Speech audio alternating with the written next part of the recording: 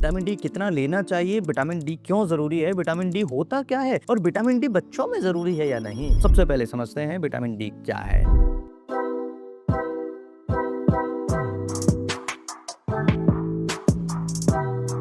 Hello everyone, my name is doctor Lokendra. क्या आपको हर समय थकान रहती है, हड्डियों में दर्द रहता है, कमर दर्द रहता है, घुटनों का दर्द रहता है, बार बार कमजोरी सी महसूस होती है? हो सकता है आपके शरीर के अंदर विटामिन डी की कमी हो। भारत में लाखों लोग विटामिन डी डेफिशिएंसी से परेशान है। विटामिन डी एक पावरफुल जरूरी न्यूट्रिएंट्स है जो हमारे शरीर में कैल्शियम एब्जॉर्प्शन में मदद करता है। सीधी भाषा में कहें तो अगर विटामिन डी सही नहीं है तो शरीर के अंदर कैल्शियम का पूरा फायदा उठा नहीं पाएंगे आप। इसलिए विटामिन डी हड्डियों, मसल्स और इम्यूनिटी के लिए बेहद जरूरी माना जाता है। बात करते हैं कि विटामिन डी को सनशाइन विटामिन क्यों कहते हैं। जब हमारी स्किन पर धूप पड़ती है तो शरीर खुद विटामिन डी बनाना शुरू करता है। इसी कारण से इसे सनशाइन विटामिन भी कहा जाता है। लेकिन आजकल लोगों में लाइफ स्टाइल पूरी बदल चुकी है, जैसे इंडोर लाइफ स्टाइल होना, ऑफिस में वर्क है, कम धूप लेना, सनस्क्रीन का ज्यादा यूज करना, इन सब वजहों से डेफिशिएंसी तेजी से बढ़ रही है। विटामिन डी शरीर में काम क्या करता है, सबसे महत्वपूर्ण सवाल। सब जानते हैं कि विटामिन डी कम है, विटामिन डी टैबलेट लेना चाहिए, लेकिन वास्तव में आप में से कितने लोग हैं ये जानते हैं कि विटामिन डी का शरीर के अंदर क्या काम है? हड्डियों को मजबूत बनाना। अगर इसकी कमी हो जाए तो हड्डियां कमजोर होंगी, फ्रैक्चर के रिस्क बढ़ सकते हैं। इसलिए विटामिन डी शरीर के लिए बहुत जरूरी है। दूसरा, मसल्स को सपोर्ट करता है। कई लोगों को मसल्स वीकनेस होता है, बॉडी में पेन होना, फटीग होना, ये विटामिन डी की कमी के लक्षण है। कई मामलों में विटामिन डी डेफिशिएंसी इसका कारण हो सकता है। इसलिए हमेशा ध्यान रखिएगा कि विटामिन डी कम हो रहा है तो आपको कुछ चीजों का ध्यान रखना है। और तीसरा, इम्यूनिटी सपोर्ट में विटामिन डी इम्यून सिस्टम को सपोर्ट करने में महत्वपूर्ण भूमिका निभाता है। इसलिए इसकी सही मात्रा ओवरऑल हेल्थ के लिए काफी ज्यादा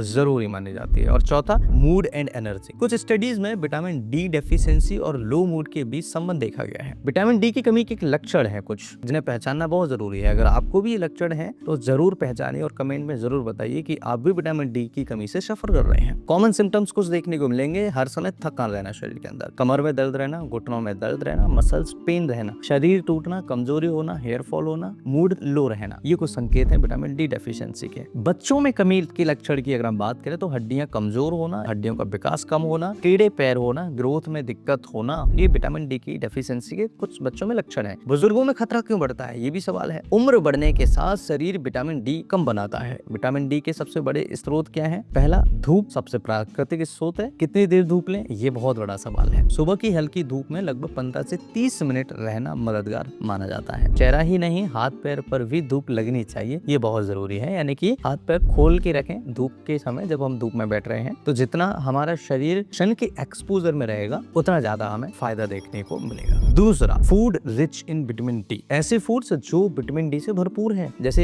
एग यॉक बहुत लोग सेवन करते हैं, उनमें डेफिशिएंसी नहीं देखने को मिलती। फैटी फिश, बटर, मशरूम, इनके अंदर अच्छी मात्रा में विटामिन डी मिलता है। केवल डाइट से पर्याप्त मात्रा मिलना कई बार मुश्किल होता है क्योंकि बहुत कम मात्रा में देखने को मिलता है डाइट में। इसलिए कुछ सप्लीमेंट्स लेने की भी जरूरत पड़ सकती है, लेकिन उससे पहले टेस्ट कराइए। विटामिन डी का टेस्ट कौन सा होता है? सबसे कॉमन टेस्ट है 25OH विटामिन डी टेस्ट, बहुत कॉमन है जो सबको कराना चाहिए। इसी से शरीर में विटामिन डी लेवल का पता चलता है। नॉर्मल कितना है, अगर आ रहा है तो ठीक है, नहीं आ रहा है तो डेफिशिएंसी है तो प्रॉपर सप्लीमेंट लेना स्टार्ट करिए। विटामिन डी कम होने पर क्या करें, कौन से उपाय कर सकते हैं? सबसे पहला, नियमित धूप लें। सुबह की जो धूप है, 9 बजे से पहले की जो धूप है उसमें थोड़ा सा बैठना स्टार्ट करिए। दूसरा, हेल्थी डाइट लीजिए। तीसरा, जरूरी हो तो सप्लीमेंट्स लेना स्टार्ट करिए, लेकिन सप्लीमेंट्स हमेशा जरूरत और सलाह के अनुसार ही लें। अगर सलाह के अनुसार आप सप्लीमेंट्स नहीं लेंगे तो नुकसान हो सकता है। ज्यादा विटामिन डी लेने के क्या नुकसान है? बहुत लोग खुद से हाई डोज कैप्सूल लेने लगते हैं, लेकिन एक्सेस विटामिन डी नुकसान भी कर सकता है। साइड इफेक्ट्स की अगर हम बात करें तो कैल्शियम ज्यादा बढ़ना, किडनी स्टोन के रिस्क बढ़ना, नोजिया होना, वीकनेस होना, उल्टी होना, ये कुछ संकेत हैं, कुछ